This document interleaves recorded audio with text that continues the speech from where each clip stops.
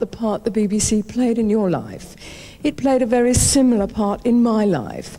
I went to university and read English because of a dramatisation of Pride and Prejudice on the Home Service.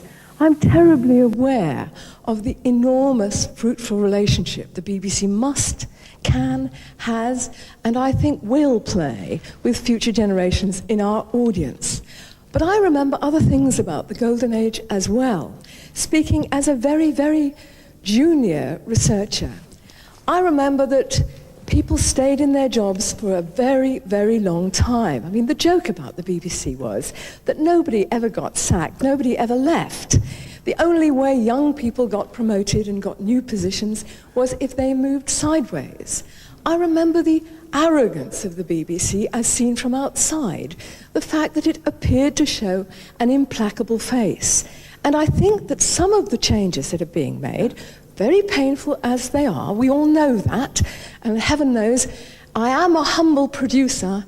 I try and be humble, and I am a producer. I'm not very senior in the organisation. I feel the pain, but I do think it's liberated us in some ways. We now have the opportunity of working with cameramen, makeup artists, designers who choose and want to work with us, rather than the ones who's there by Buggins' law and they don't want to. And this does assist us to make better programs. However, listening to the various sessions at this festival, I have come to a thought which you may think very naive and foolish, but let me try it on you. In order to change the culture, which I believe they were right to do, I think they had to do it. You can't pretend the enemy won't attack. You can't say they're not there. They had to create rule after rule after rule. It is true to say that we producers have on our desks piles of new documents, not just about work practices, but about methods of dealing with people, kinds of language. Now, to make fresh, original programs, you have to be a rule breaker.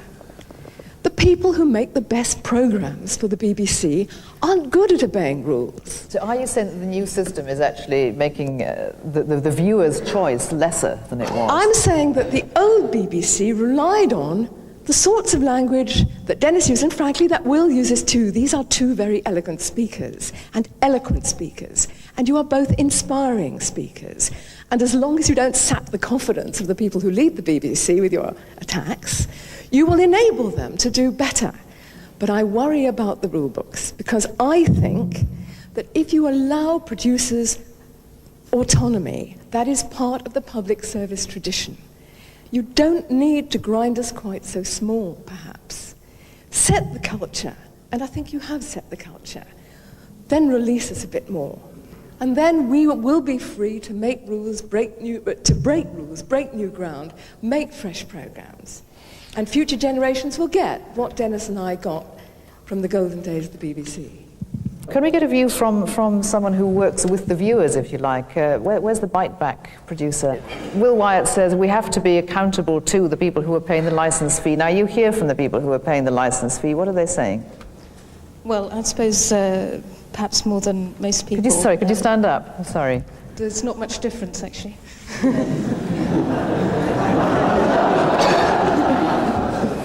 I'm Anne Burns. I'm the editor of the BBC One programme called Bite Back, which is the accountability programme, the sort of right-to-reply programme.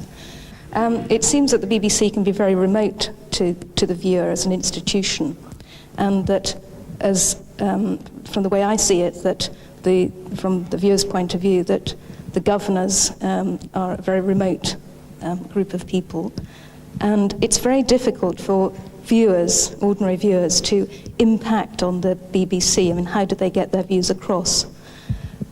I think it's crucial that a programme like Bite Back exists, and it may be an imperfect way that the viewer can get their views across to programme makers, but that if the BBC is to be seen to be accountable, and that they are accountable, that this is, although it's an imperfect vehicle, is one that's crucial to it, and it's a test of the BBC's commitment to accountability and to listening to the viewers, that they support it.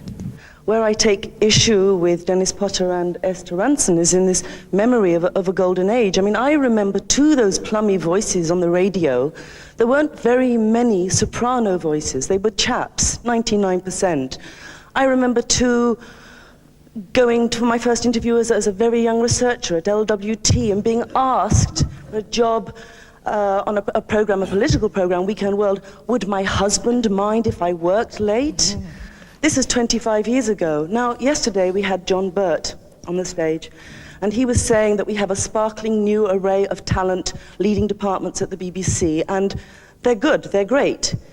He thought there was a lack, if you like, or a problem among our writers, and he said we haven't had anything like oranges are not the only fruit for some time, and we must look for it.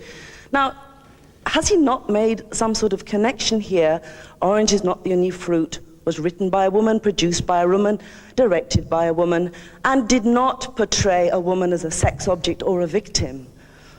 For the record, I'd just like to point out that I think the occupying powers haven't necessarily changed. I don't remember this golden age. The age now is clearly also not golden. The man who asked me at that interview when I was about 21 whether my husband would mind if I worked late was John Burt.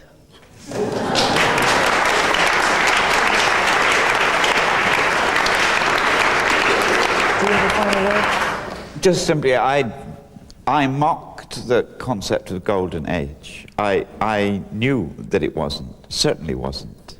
So I don't want to be penned into that little corral of saying, I know how dangerous that paternalism and that, in the wider sense of the word, but I was comparing what had, because it wasn't about selling things, and paternalism is, you know, as Raymond Williams said, something like conscience, power with conscience.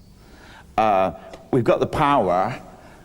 Some of the consciences, well, you know, they market accessible. That's what they're becoming. So, no, I wasn't holding up, and Esther Ranson got it wrong, too, if she thought that I was. I certainly was not doing that. About golden age was in quotes. I was complaining about it. It was full of smugness and paternalism and those bureaucrats and officials and so on. But it opened doors as well because the program makers did. That was what I was talking about. And for the newcomers here, you addressed the professionals, you address the viewers through your plays. To the newcomers, what would you say? Keep going. Keep going. Do it. They'll try and stop you, though. That will not be the last word on British television's future, but it must be the last word from this session of the Edinburgh International Television Festival. So thanks to Will Wyatt, to Michael Eaton, of course, to Dennis Potter, to everybody who participated here, to you for joining us, and may you always get the television you deserve. Goodbye. Thank you. Thank you very much. Roll along, prairie moon, roll along while I croon. Shine above, lamp of love, prairie moon.